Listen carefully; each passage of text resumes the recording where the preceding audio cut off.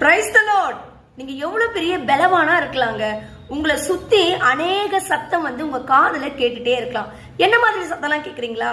பணம், வீடு, பொருள், நகை, நீங்க பாக்குற விஷயங்கள், உங்களை சுத்திர உங்களை ஃபுல்லா உங்களை என்டர்டைன்மெண்டா வச்சுக்கிற விஷயங்கள், உங்களுக்கு எல்லாமே ஃபுல்ஃபில், எல்லாமே நிறைஞ்சிருக்கு. எனக்கு எந்த குறையிலப்பா, நான் முழுமையா இருக்கேன்பா, எனக்கு என்னப்பா குறை அப்படின்னு உங்களுக்கு நீங்களே சொல்லிப்பீங்க.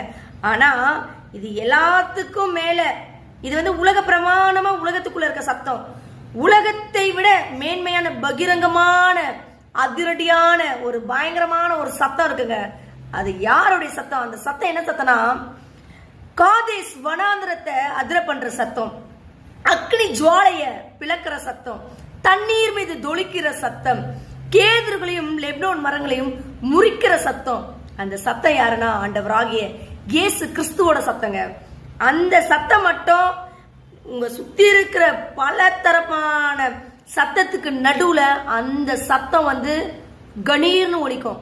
அந்த சத்தத்தை மட்டும் கரெக்டா கேட்டு அந்த சத்தத்துக்கு நீங்க கீழ்ப்படிய ஆரம்பிச்சிட்டீங்கன்னு வச்சுக்கோங்களேன், உபாகமம் 8:6 படி அவருடைய வழியில நீங்க நடக்க ஆரம்பிச்சிருவீங்க. தேவனுக்கு பயப்படுற பயம் உங்களுக்குள்ள வந்துருங்க, தானா வந்துரும். அதுக்கேற்ற பலனை தேவன் உங்களுக்கு தருவாரு. இதெல்லாம் உலகத்துல கிடைக்கிற சின்ன சின்ன சத்தங்கள்.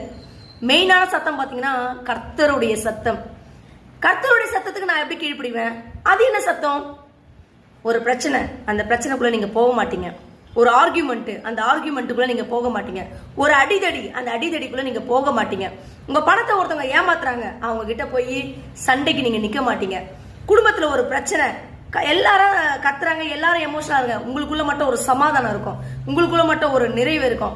வெளியில யாரோ ஏதோ ஏதோ பண்ணிக்கிறாங்க, அதை பார்த்தாலுமே பயங்கரமா இருக்கும். சுத்தி இருக்கவங்க ஒரே கலங்கி போறாங்க, நீங்க மட்டும் கலங்கவே மாட்டீங்க. ஏன்னா தேவனுடைய சத்தத்துக்கு கீழ்ப்படிஞ்சவங்களா இருக்கீங்க. உங்களுக்குள்ள எப்பவுமே பாத்தீங்கன்னா அந்த சமாதானம் நிறைஞ்சு இருக்கும். உங்களை ஃபுல்ஃபில்லா வச்சுட்டே இருப்பாரு. அதாவது அந்த உலக பிரமாண அந்த வாழ்க்கைக்கும் அதுல கேட்கப்படுற சத்தத்துக்கும் தேவாதி தேவனுடைய சத்தத்துக்கும் ஒரு மிகப்பெரிய வித்தியாசம் இருக்கும்.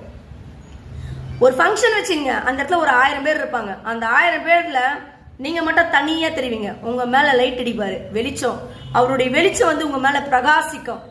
பகிரங்கமான வெளிச்சமா நீங்க மட்டும் ஸ்பெஷல்லா அந்த பர்சனா தெரிவிங்க. 1000 பேர் மத்தியில நீங்க மட்டும் ஸ்பெஷல்லா தெரிவிங்க. அதுதான் தேவனுடைய சத்தம். அவருடைய சத்தத்துக்கு நீங்க கீழ்ப்படிஞ்சு பாருங்க, அவர் கொடுக்கிற ஆசீர்வாதங்கள் அநேகம். அதை நீங்க சுதந்திரத்துக் கொள்ளுங்க. கர்த்தர் தாமே உங்களை ஆசீர்வதிப்பாராக.